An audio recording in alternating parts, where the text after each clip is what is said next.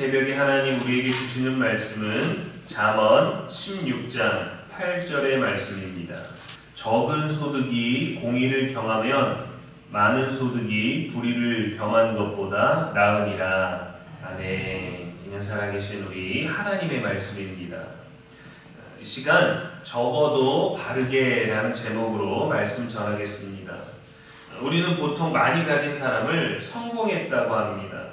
불이한 방법이 아니라면 많이 가진 것을 좋게 여기고 부러워하기도 하죠. 최근 계속해서 삼성전자와 하이닉스 주식을 많이 사서 득을 본 사람들이 많다 보니 그렇게 돈을 쉽게 빨리 많이 벌면 성공이고 또 큰 집이면 성공이고 높은 자리를 올라서 유지할 수 있으면 성공이라고 생각합니다. 요즘 초등학생들 사이에서 희망사항도 돈 많은 백수가 1순위라고 하죠. 그래서 사람은 종종 무엇을 남겼는가 보다 얼마나를 가지고 있는가, 앞으로 어떻게 살 수 있는가, 그것을 중요하게 여깁니다. 그런데 오늘 본문은 다른 말을 합니다. 적은 소득이 더 나을 수 있다고 말이죠. 왜 그럴까요? 그 안에 공의가 있기 때문입니다. 성경은 왜 공의를 말하는가? 성경의 공의는 단순히 이 법적으로 맞는 행동을 했다라는 것을 뜻하지 않습니다. 히브리어로 체다카인데 이것은 하나님 앞에서 바른 상태, 정직함, 올바른 관계, 하나님의 뜻에 맞는 삶을 의미하는 단어입니다. 우리가 경제적인 형편에 좌우되지 않는, 그것보다 먼저 하나님 앞에 올바른 상태, 즉 공의란 하나님 보시기에 바른 삶을 말하는 것입니다. 그러니까 이후에 하나님 앞에 바른 삶이라면 많고 적음은 문제가 되지 않다라는 거예요. 근데 많고 적음 때문에 하나님 앞에서 바른지 올바른지가 나뉘기 때문에 늘 이 재물이라는 것이, 물질이라는 것이 공의의 기준으로 세워지게 되는 것이죠. 왜 적은 소득과 공의, 많은 소득과 불의를 비교하는 걸까요? 성경은 우리의 현실을 너무도 잘 압니다. 사람은 종종 많은 것을 얻기 위해, 더 얻기 위해, 내가 얻기 위해 조금씩 양심을 타협하는 순간, 갈등하는 순간들이 와요. 거짓말 조금, 아부 조금, 속임수 조금, 불의한 거래 조금, 정직하지 않은 방법 조금, 그리고 이렇게 생각합니다. 결과만 좋으면 괜찮겠지. 그래서 성경이 일부러 상반되는 비교를 하는 거예요. 적지만 의로운 삶과 많지만 불의한 삶, 당신은 무엇을 택할 것인가? 무엇이 더 가치가 있는가 묻는 거죠.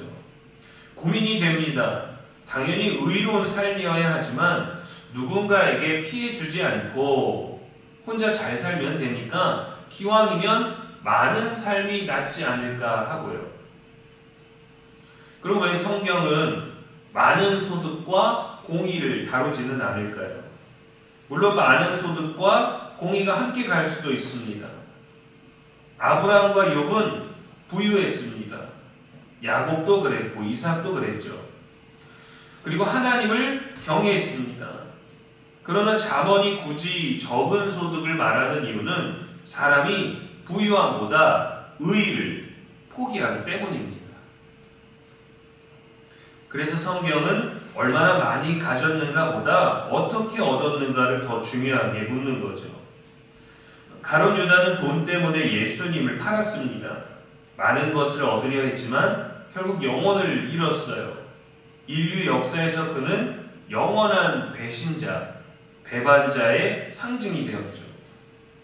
삭개오는 부자였고 그도 불의한 방법으로 많은 재물을 모았습니다. 그런데 예수님을 만난 후에 말합니다. 내가 토색한 것이 있으면 4배로 갚겠습니다. 그는 나중에서야 돈보다 의를 선택했고 그것이 평안임을 알았어요. 그리고 그날 그에게 구원이 임했습니다. 돈을 모으면서 부자가 됐던 그런 세리장이 됐던 때보다 예수님을 만나서 내가 가진 것을 가난한 자들에게 나누어주고 토색한 것을 4배로, 어쩌면 자신의 전부를 내놓았을 텐데도 그는 평안했습니다. 그렇다면 의로움은 적은 소득을 감당할 수 있게 할까요? 그렇습니다.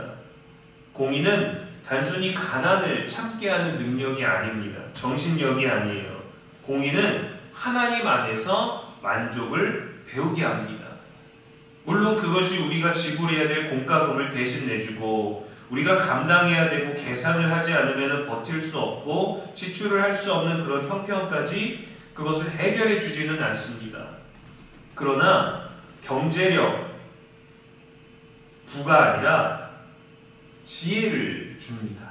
사는 지혜. 적게 가져도 부끄럽지 않고 가진 게 없어도 나눌 줄 알고 당당하고 두려워하지 않고 숨지 않아도 되고 하나님 앞에 설 수 있습니다. 가난한 사람은 숨길 게 많지 않으니까 사람 앞에 그 많은 비밀들, 내가 가난한 것만 숨기려고 하지 나의 삶의 많은 것들을 감추려고 하지 않아요. 많이 가진 사람은 자신이 가진 것을 드러내고 싶어 합니다. 그런데 그 가진 것이 나한테는 이득인데 남에겐 자랑하고 싶은 건데 그것을 빼앗아 갈 사람들이 있다면 오히려 내가 가진 것을 숨기고 비밀이 많아지고 그렇게 되는 것이죠. 이 평안은 돈으로 살 수 없는 거예요. 물론 돈이 없는 것도 평안할 수 없다라고 우리는 말하겠죠. 20대 남자가 친구와 걷다가 재미삼아서 로또를 샀습니다. 그런데 그게 2등이 당첨돼서 5천만 원 상당의 금액을 받을 수 있게 되었어요. 그런데 같이 있던 친구가 친구의 당첨된 용지를 가지고 도망을 갔습니다. 일확천금이 생기기는 했지만 결국은 불이한 돈이죠. 친구가 야 우리가 같이 돈 냈으니 같이 갖자도 아니었고 친구가 당첨됐는데 야 나 너랑 같이 있었으니까 나 얼마 떼주고 할 수도 없는 것이죠. 영혼을 살 수 있는 돈도 아니고 지금으로 치면은 결혼 자금이 되는 돈도 아니고 집을 살 수 있는 돈도 아닌데 그 돈을 가지고 도망을 가버렸어요. 친구 앞에 당당히 설 수 있겠습니까? 그 돈으로 차를 사서 나타나면 행복할 수 있겠어요? 당첨 용지를 가져간 이후 마음 편히 지내고 친구 앞에 다시 나타날 수 있겠습니까? 돈을 다 쓰고 나면 나아질까요? 이 빼앗긴 친구가 그에게 사정이 있었겠지 하고 다시 이전처럼 친구 사이로 지낼 수 있겠습니까? 절대 그럴 수 없습니다. 왜 소득보다 의가 중요할까요? 돈은 삶을 편하게 할 수는 있지만 영혼을 깨끗하게 만들지는 못합니다. 물론 행복한 조건들, 해결할 수 있는 많은 기회들을 얻을 수는 있습니다. 그러나 불의한 소득은 결국 마음을 무겁게 하고 관계를 깨뜨리고 내 영혼을 병들게 합니다. 반대로 의는 하나님과의 바른 관계를 유지하고 그로 인해서 사람과의 관계를 바르게 하며 정직하게 하며 영혼에 평안을 줍니다. 단지 경제적으로 여유롭지 못해서 불편한 것 뿐인데 그 불편함에 나의 온 마음을 집중하면 공의까지 잃어버리게 되는 거죠. 그래서 사람은 쉽게 많은 돈을 벌거나 노력하지 않고 받게 되는 돈이 있다면 그 돈에 은혜와 감사를 모릅니다. 원래 내 것인 줄 알아요. 원래 내가 누려도 되는 건 줄 알아요. 그런데 내가 노력하지 않았고 누군가로부터 받아서 도움을 받았던 돈인데 그 돈이 사라져버리면 불만이 또 넘쳐납니다. 원래 내 것이 아니었는데도. 그것도 의롭지 못한 것이죠. 잃고 나서야 아쉬워하고 잃고 나서야 억척스럽게 감사를 말합니다. 요즘 시대는 결과만 좋으면 된다라는 분위기가 강합니다. 돈 많이 벌면 성공이고 대박이고 내 할 일만 하면 되고 남보다 잘 살면 되고 들키지만 않으면 되고 법적으로 문제 없으면 된다고 생각합니다. 그래서 돈을 빼앗기 위해 법적 싸움을 일으키기도 하죠. 그래서 진실보다 이미지, 정직보다 효율, 거룩보다 성공을 추구하는 시대입니다. 그러나 예나 지금이나 성경은 의의 없는 성공은 무너진다라고 말하죠. 예수님은 세상에서 세상의 방식으로 살지 않으셨습니다.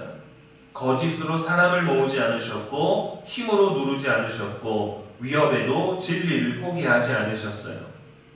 예수님의 의는 흔들리지 않는 착함이 아니라 하나님의 뜻에 완전히 순종하는 삶이었습니다.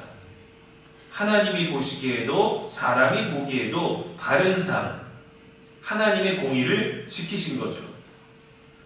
우리는 무엇을 위해 양심을 포기하는지, 이득을 위해 하나님을 붙들진 않는지, 적게 가져도 바르게 살 수 있는 용기가 있는지 물어야 합니다.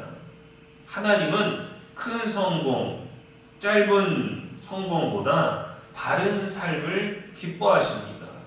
이게 먼저가 되어야 돼요. 갖춰지고 바르게 사는 것, 그리고서도 하나님 앞에서 그것을 내려놓을 수 있는가? 우리는 우리가 노력한 것은 내려놓기 어렵죠. 그런데 사람은 간사하게도 남이 내게 준 그것도 내려놓기를 어려워해요. 하나님이 기뻐하시는 삶의 방법을 우리도 기뻐할 수 있어야 합니다. 식당을 운영하면 물가의 상승에 따라 재료비나 인건비 부담이 커지기 마련이죠. 인상이 불가피합니다. 이득과 손해 사이에서 불의를 택하면 반찬을 재활용하거나 서비스를 줄이거나 양을 줄이거나 하는 방법으로 고객을 대하는 방법을 달리하게 됩니다. 근데 그것은 나는 교묘하게 티가 안 나게 하지만 그 고객이 더 빨리 알아요. 양이 줄었는지 질이 떨어졌는지를. 그러나 의를 택함으로 정직하게 하면 처음에는 더디 가고 남는 것도 적지만 사람들은 말합니다. 저 집은 믿을 수 있다. 저 집은 신뢰할 수 있다. 가격이 좀 올랐지만 양과 맛은 변함이 없다. 그러나 가격을 올리지 않고 양을 줄이는 데에는 고객들이 많은 배신감을 느낀다고 합니다. 세상은 많은 소득을 보지만 하나님은 그 안에 의를 보십니다. 적게 가져도 공의 안에 있으면 그것이 복된 삶이에요. 그러므로 우리는 많이 가지는 것, 빠르게 가지는 것보다 바르게 살아가는 것을 선택해야 합니다. 의 없는 풍요보다 공의 안에 적음이 더 복되다라는 것이 오늘 말씀이 우리들에게 주는 것이죠. 바울처럼 어떤 형편에도 자족하기를 배우며 예수님처럼 어떤 상황에도 하나님의 의를 지키는 믿음의 삶이 저와 여러분 안에 유지될 수 있기를 주님의 이름으로 축복합니다. 기도하겠습니다. 하나님 아버지, 새벽에도 우리에게 말씀 주셔서 감사합니다. 많이 가지는 것보다 바르게 살아가게 하옵소서. 불의한 유혹 앞에서 흔들리지 않게 하시고 공의와 정직을 붙드는 믿음을 주옵소서. 우리 형편보다 먼저 주님 한 분만으로 만족할 수 있는 믿음을 허락하여 주옵소서. 적당히 주시니도 거두시니도 여호와이심을 알게 하옵소서. 예수님의 의를 따라 살아가게 하옵시고 세상의 흐름에 속지 않고 말씀의 흐름을 따라 주의 뜻대로 사는 우리의 일상이 되게 하여 주옵소서. 자족할 줄 아는 지혜, 공의를 먼저 지킬 줄 아는 지혜, 무엇보다 내 삶에 유익이 되는 것, 그것보다 이전에 하나님 앞에 바르게 공의롭게 사는 것이 중요하다는 것을 깨닫게 하여 주시고 그것을 지킬 수 있는 믿음을 우리 안에 성령께서 주장하여 주옵소서. 매일마다 맞이하고 또 더 힘들게 맞이하는 날들이 있는 우리입니다. 때마다 하나님의 은혜 없이는 살 수 없음을 고백하오니 작은 손길에도 작은 일에도 우리가 긴장하며 지내게 되는 모든 일, 또 그렇게 더 거칠게 다뤄지는 그 날들 가운데에도 하나님이 보살펴 주시기를 원하는 마음이 있게 하시고 늘 무엇보다 정직하게 하여 주옵소서. 하나님의 공의 앞에 옳게 하여 주옵소서. 그것이 우리를 증명하는 것이 되게 하여 주옵소서. 내가 많이 가진 것, 적게 수고하고도 많이 누리는 것이 나를 증명하는 것, 나의 복을 증명하는 것이 아니라 더디 갈지라도 적을지라도 의롭게 사는 것, 하나님의 공의가 있는 것, 사람들 보기에는 부족해 보여도 하나님 보시기에 바른 삶이 우리를 증명할 수 있는 믿음이 되게 하여 주옵소서. 우리의 건강을 돌봐주시고 오늘 하루도 주 앞에 나왔사오니 다시금 이 성전을 나가 예배로 기도로 시작하는 우리 하루를 복되게 하사 사람 앞에서도 하나님 앞에서도 바른 하루가 되게 하여 주옵소서. 오늘도 우리의 영원한 소망이 되시는 예수님의 이름으로 기도합니다. 아멘.